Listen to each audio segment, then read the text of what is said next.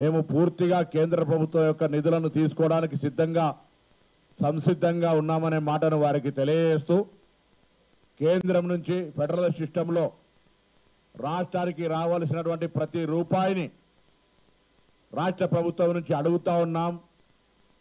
సామధాన దండం లాగా మేము ఫస్ట్గా రాష్ట్ర ప్రభుత్వానికి రావాల్సిన అన్ని అంశాల గురించి కూడా ఈ బడ్జెట్కు సంబంధించిన అంశంలో క్రోడీకరించే విధంగా చర్యలు ఉండాలని కేంద్ర నాయకత్వంలో తెలంగాణకు భాగస్వామ్యం వహిస్తున్నటువంటి కేబినెట్ మంత్రి కిషన్ రెడ్డి గారికి విజ్ఞప్తి చేస్తా ఉన్నాం.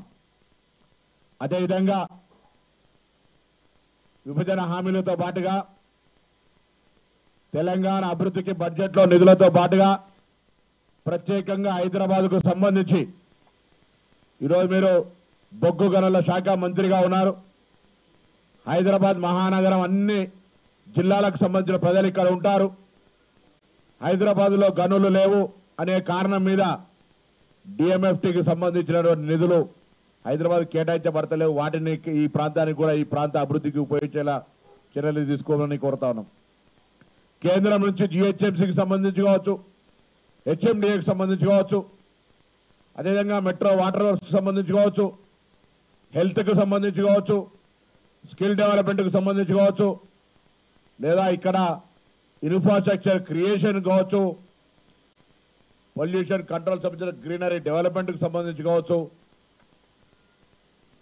చెరువులు లేదా ఇతరత్ర అభివృద్ధి చేయడానికి సంబంధించినటువంటి అంశం కావచ్చు, 141 వాటర్ స్టాగ్నెంట్ ఏరియాలో ఆ ఇష్యూను పరిష్కారం చేయడానికి రాష్ట్ర ప్రభుత్వం తీసుకుంటున్నటువంటి చొరవకు సంబంధించి కావచ్చు, మెట్రో కావచ్చు, ఔటర్ రింగ్ రోడ్డు కావచ్చు, రీజనల్ రింగ్ రోడ్డు కావచ్చు, ఇతర ఈ అన్ని అంశాల మీద బడ్జెట్లో తెలంగాణకు న్యాయం జరిగేలా చూడాలని కోరుతా ఉన్నాం. ముఖ్యంగా విభజన హామీలతో పాటుగా హైదరాబాద్ కేంద్రానికి సంబంధించి గతంలో నిధుల కేటాయింపులో 1100 చిల్లర కోట్లు కేటాయించినా ఇంకా దాదాపు 600 కోట్లు రావాల్సి ఉన్నాయి కేంద్రానికి సంబంధించినటువంటి. గతంలో హైదరాబాద్ స్మార్ట్ సిటీ ఉన్నప్పుడు దాన్ని ఆనాడు ముఖ్యమంత్రి కరీంనగర్కు స్మార్ట్ తీసుకుపోయాడు, సంతోషం ఆ జిల్లా బిడ్డగా. కానీ హైదరాబాద్ కూడా ఇంత పెద్ద ఎత్తున మహానగరం పెరుగుతున్నటువంటి మహానగరానికి కేంద్రం నుంచి నిధులు వచ్చేటువంటి విషయం లోపల 10 సంవత్సరాలుగా అన్యాయం జరిగింది.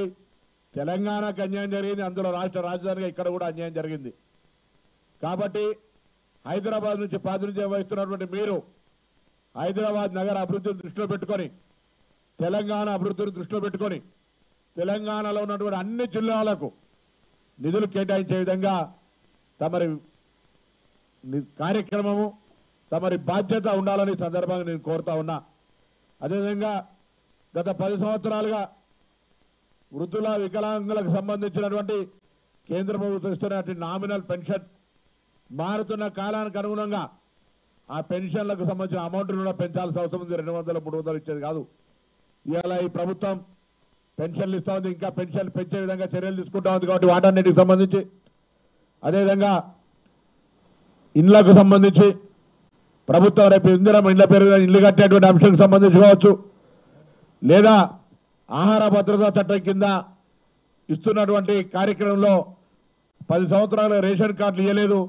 వాటన్నిటికీ కేంద్రం సంబంధించిన రేషన్ కార్డుల విషయం లోపల జరిగేటువంటి ఏదైతే ప్రజా పంపిణీ వ్యవస్థ ఉందో కేంద్రం నుంచి రావాల్సిన నిధుల విషయం లోపల కూడా ప్రాధాన్యత ఇవ్వాలని సందర్భంగా కోరుతా ఉన్నాం. జిల్లా వ్యాప్తంగా నవోదయ స్కూళ్ళు, తెలంగాణకు సైనిక స్కూలు, రైల్వే కోచ్ ఫ్యాక్టరీ విభజన హామీల్లో భాగంగా బయ్యారం కావచ్చు, అదేవిధంగా ప్రజలు ఇబ్బంది పడుతున్నటువంటి నిత్యావసర వస్తువుల ధరలు, గ్యాస్ తదితర సబ్సిడీ ప్రజలకు అందుబాటులోకి తెచ్చే విధంగా తమరి బడ్జెట్ ఉండాలని ఒక తెలంగాణ సగటు పౌరుడిగా ఆకాంక్షిస్తూ ఉన్నాం. ఈరోజు మిగతా అన్ని కార్యక్రమాల్లో సింగరేణికి సంబంధించి కావచ్చు, లేదా ఇతరత్ర ఈ ఇరిగేషన్ ప్రాజెక్టులకు సంబంధించిన విషయం లోపల ఎక్కడ వీలైతే అక్కడ కేంద్రం నుంచి నిధులు, గతంలో మీరు ఒక మాట చెప్పినాం, రాష్ట్ర ప్రభుత్వం వాస్తవంగా ప్రధానమంత్రి గారు వచ్చినా ముఖ్యమంత్రి కలిసేవారు కాదు. మేమేంది మాదొక సొంత వ్యవహారం అన్నట్టుగా ప్రజాస్వామికంలో ముఖ్యమంత్రి, ప్రధానమంత్రి కేంద్ర ప్రభుత్వం రాష్ట్ర ప్రభుత్వం అనేటువంటి వ్యవహారం ఒకటి ఫెడరల్ సిస్టంలో మనకు రాజ్యాంగంలో రాస్తున్నది. దానికి అనుగుణంగానే ఈరోజు రాష్ట్ర ప్రభుత్వం అన్ని రకాల సానుకూల కార్యక్రమాలు చేయదలుచుకున్నది. రాజకీయం కాదు, ఇప్పుడు ఎన్నికలు లేవు. రాజకీయాల్లో మళ్ళీ మీ పార్టీ మా పార్టీ కొట్లాడుకుందాం, దానికి సంబంధించిన విషయం వేరు.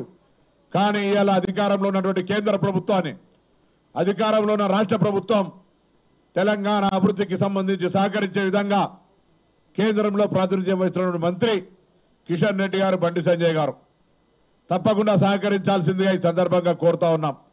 అందులో హైదరాబాద్ ఇన్ఛార్జ్ మంత్రిగా మీరు, హైదరాబాద్ నుంచి ప్రాతినిధ్యం వహిస్తున్నటువంటి పార్లమెంటు సభ్యుడిగా, కేంద్ర మంత్రిగా ఈ ప్రాంతానికి అవసరమైనటువంటి, ఎందుకంటే గతంలో టూరిజం మంత్రిగా పనిచేసినారు. కానీ హైదరాబాద్ చారిత్రాత్మకమైనటువంటి నగరం, అనేకమైనటువంటి చారిత్రాత్మకమైనటువంటి టూరిజం ప్లేసులు లేదా పురావస్తు శాఖకు సంబంధించిన అనేకమైనటువంటి చారిత్రాత్మకమైన అంశాలు ఉంటే కూడా మీరెప్పుడు కూడా మీ శాఖ ద్వారా ఎక్కడ కూడా ఒక రూపాయి రాలే. ఇప్పటికైనా శాఖ లేకపోయినా కేంద్ర మంత్రిగా హైదరాబాద్లో ఉన్న చారిత్రాత్మక పురావస్తు లేదా ఇతరత్ర ప్రజలకు సంబంధించి టూరిజం రంగంలో ఉపయోగపడే విధంగా హైదరాబాద్ను అభివృద్ధి చేయడానికి ప్రత్యేక నిధులు తీసుకురండి. హైదరాబాద్లో ఉన్న ఉస్మానియా యూనివర్సిటీ కావచ్చు, ఉస్మానియా హాస్పిటల్ కావచ్చు, గాంధీ హాస్పిటల్ కావచ్చు, జయశంకర్ అగ్రికల్చర్ యూనివర్సిటీ కావచ్చు, కొండా లక్ష్మణ్ బాపూజీ హార్టికల్చర్ యూనివర్సిటీ కావచ్చు, వెటర్నరీ యూనివర్సిటీస్, ఇవన్నీ యూనివర్సిటీస్, వీటన్నిటికి సంబంధించి ప్రత్యేకమైన నిధులు తేవాలని కోరుతా ఉన్నాం. అవేం లేకుండా వట్టిగానే రాష్ట్ర ప్రభుత్వానికి సంబంధించి ఏదో హైదరాబాద్ అనాథ అవుతా ఉందన్నటువంటి హైదరాబాద్ ఇమేజ్ని దెబ్బకొట్టే ప్రయత్నం చేయకండి. మేము రాష్ట్ర ప్రభుత్వం నుంచి ఏదైనా చేయాల్సింది ఉంటే మాకు, ఒకవేళ మేము దాన్ని విస్మరిస్తే మాకు సూచన చేయండి. మా గౌరవ ముఖ్యమంత్రి రేవంత్ రెడ్డి గారి నాయకత్వంలో ఉప ముఖ్యమంత్రి గారు, సహచర మంత్రులందరూ కూడా హైదరాబాద్ బ్రాండ్ ఇమేజ్ కాపాడడానికి అన్ని రకాలుగా చర్యలు తీసుకోవడానికి సిద్ధంగా ఉన్నాం. మేము అడుగుతుంది ఒకటే, గతంలో రాష్ట్ర ప్రభుత్వం సానుకూలంగా లేదన్న నెపంతో 10 సంవత్సరాలు నూతనంగా ఏర్పడ్డ రాష్ట్రం, ఈ దేశంలో 29వ రాష్ట్రం నిర్లక్ష్యానికి గురైంది. 10 సంవత్సరాలుగా ఉన్న కేంద్రంలో ఉన్నటువంటి పార్టీ ఎన్నికలప్పుడు ఉపాధి హామీకి ఇన్ని పైసలు ఇచ్చినాం, ఇండ్లకి ఇన్ని పైసలు ఇచ్చినాం, సంక్షేమానికి ఇన్ని పైసలు ఇచ్చినామని చెప్తా ఉన్నారు. అది ఎవరు కూడా మీ జేబుల నుంచి ఇస్తలేరు. అది ఫెడరల్ సిస్టంలో వాటా. నూతనంగా ఏర్పడ్డ స్టేట్కు మీరేం అదనంగా ఇచ్చినారని అడుగుతా ఉన్నాం. 29 రాష్ట్రాలు అన్నింటికి ఇచ్చినట్టుగా లెక్క చేసి ఆ లెక్కని ఇక్కడ చెప్తే, పవర్ పాయింట్ ప్రజెంటేషన్ చేసి చెప్తే అందులో ఒకటి కూడా ప్రత్యేకించి నూతనంగా ఏర్పడ్డ రాష్ట్రం అభివృద్ధికి సంబంధించిన ఒక అంశం కూడా, ఒక పేరా కూడా లేదు. మీరు పవర్ పాయింట్ ప్రజెంటేషన్ చేసినారు. నేను ఒకటే ఇవాళ రాష్ట్ర ప్రభుత్వం తరఫున హైదరాబాద్ ఇన్ఛార్జ్ మంత్రిగా, ఈ రాష్ట్ర మంత్రిగా, తెలంగాణ ఉద్యమ బిడ్డగా తెలంగాణ ప్రయోజనాలు కాపాడడానికి పార్లమెంటు సాక్షిగా మీ యొక్క సమన్వయంతో 17 మంది లోక్సభ సభ్యులు, 8 మంది రాజ్యసభ్యులను సమన్వయంగా చేసుకొని పార్టీలకు అతీతంగా తెలంగాణ ప్రయోజనాలను కాపాడడానికి అవసరమైతే మా గౌరవ ముఖ్యమంత్రి గారు, మంత్రులతో సహా ఒక డెలిగేషన్ ప్రధానమంత్రి గారు కలిపియండి. 28 రాష్ట్రాల తర్వాత ఏర్పడ్డ 29వ రాష్ట్రంగా 10 సంవత్సరాలుగా నిర్లక్ష్యం జరిగిన ఈ యొక్క రాష్ట్రానికి అదనంగా నిధులు తీసుకొచ్చే విషయం లోపల ప్రధాన భూమిక పాత్ర పోషించాలని గౌరవ మంత్రి గారికి మరొక్కసారి విజ్ఞప్తి చేస్తూ అందరూ కూడా మరొకసారి ఆషాఢ మాస బోనాల శుభాకాంక్షలు.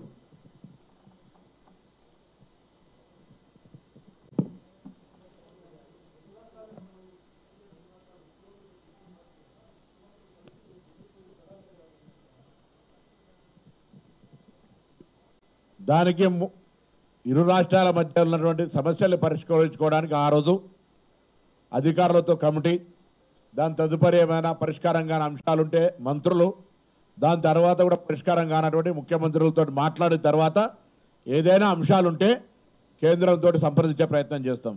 నేరుగా సమాధాన పేద దండ వదిలిపెట్టి అక్కడికి పోయి చేసుకున్నలేదు. ఇరు రాష్ట్రాల ముఖ్యమంత్రులు పాజిటివ్ యాటిట్యూడ్ తోటి ఎక్కడైతే 2 రాష్ట్రాల మధ్యలో సమస్యలు పరిష్కరించవలసి ఉన్నాయో వాటన్నిటి ద్వారా 2 రాష్ట్రాలకు ప్రయోజనాలు కలిగే విధంగా నిర్ణయాలు తీసుకుంటాం. నేను అడుగుతా ఉంది, కేంద్ర బడ్జెట్ ఉంది, కేంద్రం నిధులు ఇవ్వాలి. గతంలో రాష్ట్ర ప్రభుత్వం నుంచి స్పందన లేదు, అడగలేదు అనేటువంటి ఒక వైఖరి కొనసాగింది. మేము ఆ వైఖరిని స్పష్టం చేసినాం. ప్రధానమంత్రి గారు వస్తే 3 సార్లు వస్తే వారికి స్వాగతంగా స్టాండ్ బై మినిస్టర్గా స్వాగతం చెప్పిన ముఖ్యమంత్రి గారు కూడా వచ్చినారు. సో మేమేమంటున్నాం, మేము we are very positive one way. గౌరవ ప్రధానమంత్రి గారి దగ్గర కేంద్రం నుంచి నిధులు తీసుకురావడానికి సంబంధించి రాజకీయ పోరాటం వేరు, ప్రభుత్వాల మధ్యలో సమన్వయం అభివృద్ధి వేరు. ఆ దిశలో ఈ రాష్ట్రం నుంచి ప్రాతినిధ్యం వహిస్తున్న మంత్రులు, పార్లమెంటు సభ్యులందరినీ, రాష్ట్రానికి సంబంధించి ప్రాతినిధ్యం వహిస్తున్న మా ముఖ్యమంత్రి నాయకత్వంలో కేబినెట్ తీసుకెళ్లి రాష్ట్ర ప్రయోజనాల కోసం కేంద్రం దగ్గర ఏ ఉత్తరాది రాష్ట్రాలైతే అది బ్లాక్ మెయిల్ అంటారా, బెదిరింపు అంటారా, ప్రేమపూర్వకంగా రాజకీయ ఒత్తిడి అంటారా, ఆ దిశలో తెలంగాణ ప్రయోజనాల కోసం ఇప్పుడున్న హామీలు కానీ ఇతరత్ర అభివృద్ధి కార్యక్రమాలు చేయాలని సందర్భంగా కోరుతూ 317 పోవాలి. అందరికీ నమస్కారం.